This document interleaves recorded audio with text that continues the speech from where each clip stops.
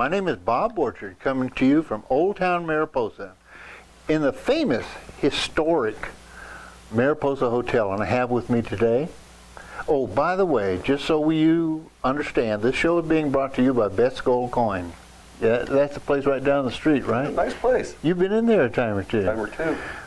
Brian, this is your third appearance on my show? Yes, it is. Thank you for having me, Bob. Brian Bullis from the Mariposa County Fair. Brian is the manager of the Mariposa County Fair, and more importantly, he's a hometown boy. Maybe we can go into that. I knew your dad. Great man. I worked with your dad when I first came here to Mariposa County in 1977. We had some good times together. Yep, those were the generation that built this country. It was the generation that built this country, and that's something else that I'm talking about sooner or later. I've engaged Leroy Radonovich to work with me a little bit about that, about some of our local boys making this county. But you've carried on kind of the tradition. You're working down at the Mariposa County Fairgrounds? Yeah, I've been there for 11 years. And 11 years. General manager. General manager. Seen a lot of changes in those 11 years.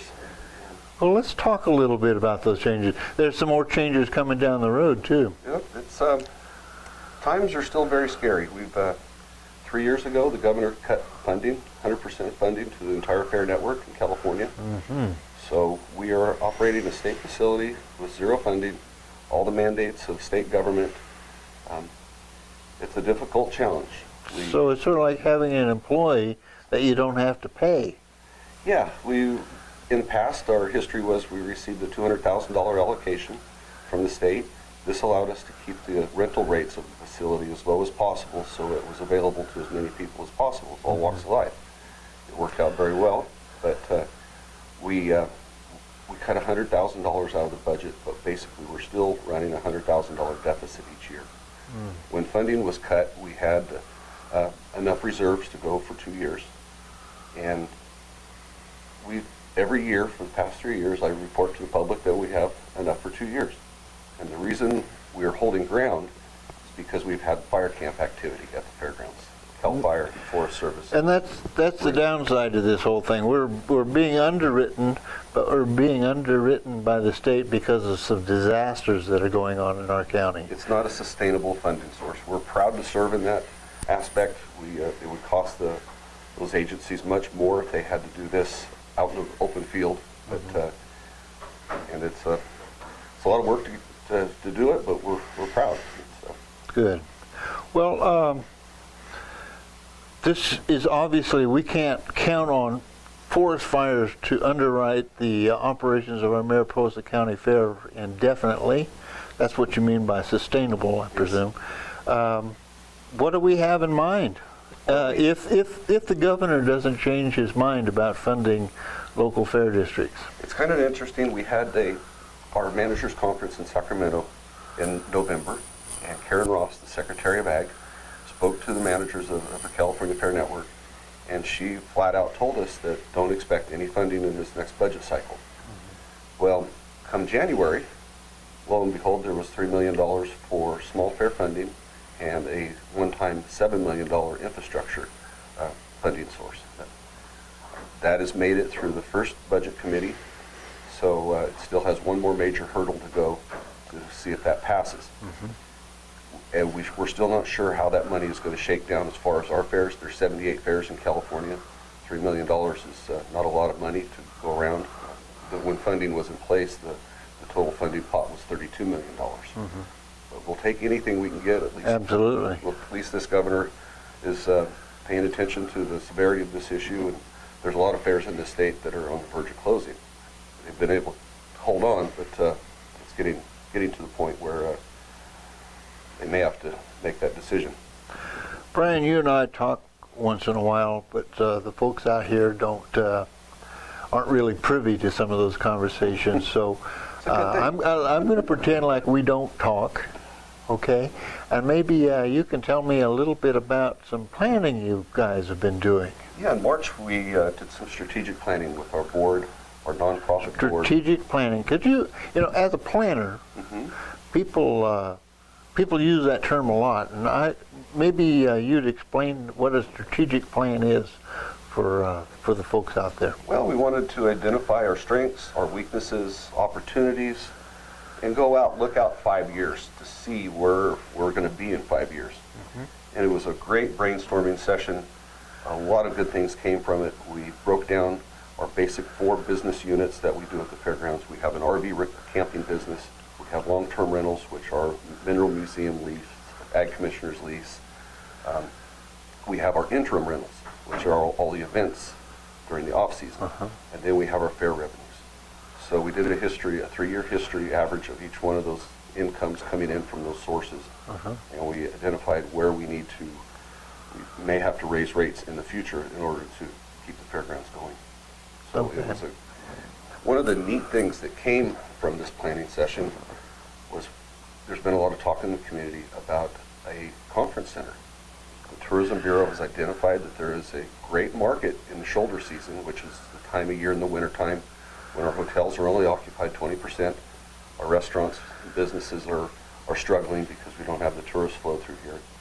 But they've identified that if we could boost our occupancy rate if we had a conference center, something that would handle 200 to 250 people. It's a great market for it. They've been talking about building one in town here, but one of the ideas that came from it was taking one of our buildings and modifying it, remodeling it, make a first-class state-of-the-art facility, and that would be our conference center, which would work out perfect for us.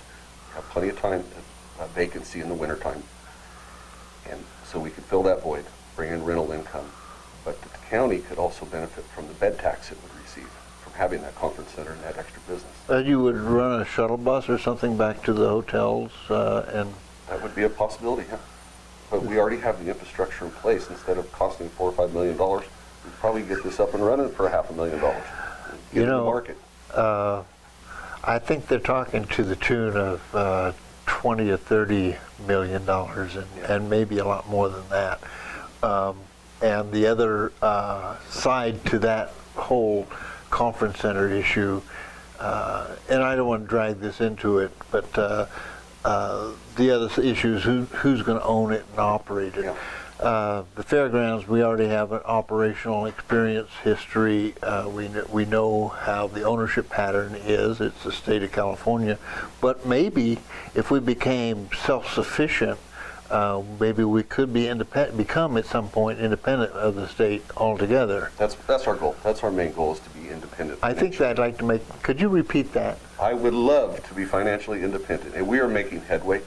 We are bringing in new events each year, and just working on a great deal for 2016, a music, art, and yoga festival. Just for you guys know out there, I harangued my good friend Mr. Bullis about this. I strongly believe that we need to be a hometown fair, go back to being a hometown fair. We originally were.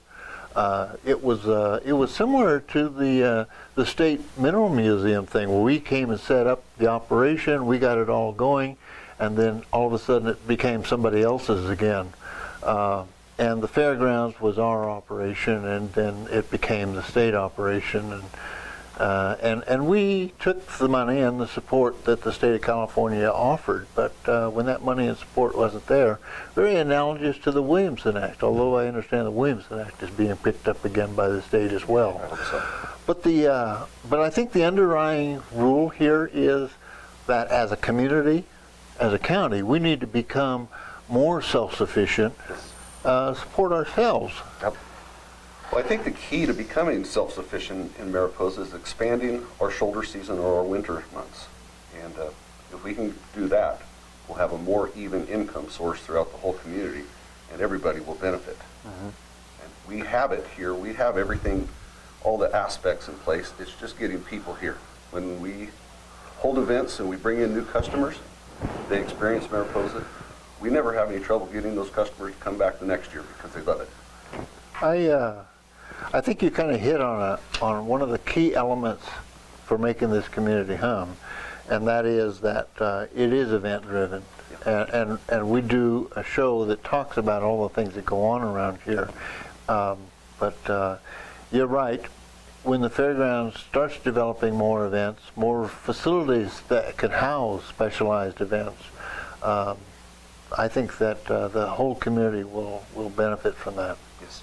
And speaking of community, we are having our Community Appreciation Social, the Friends of the Fair, our nonprofit, on April 16th, 5:30 in Building A. The public would love to have as many people there as possible. We're going to have desserts from all the different restaurants in town, so you get to sample all the restaurants? all the restaurants that want to participate. So you get to, and are we in? you're in. The gold coin? Absolutely. All right. Well, you know, we made some dynamite desserts. It was good. We appreciate it. But we want to explain to the community exactly what's going on, have them meet the board, our Friends of the Fair board, and just basically thank them for the support. The community is what has really helped hold this thing together.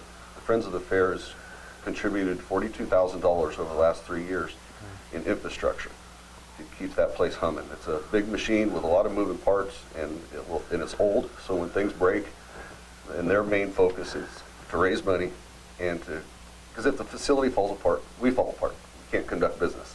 So it's Yes. a very important goal.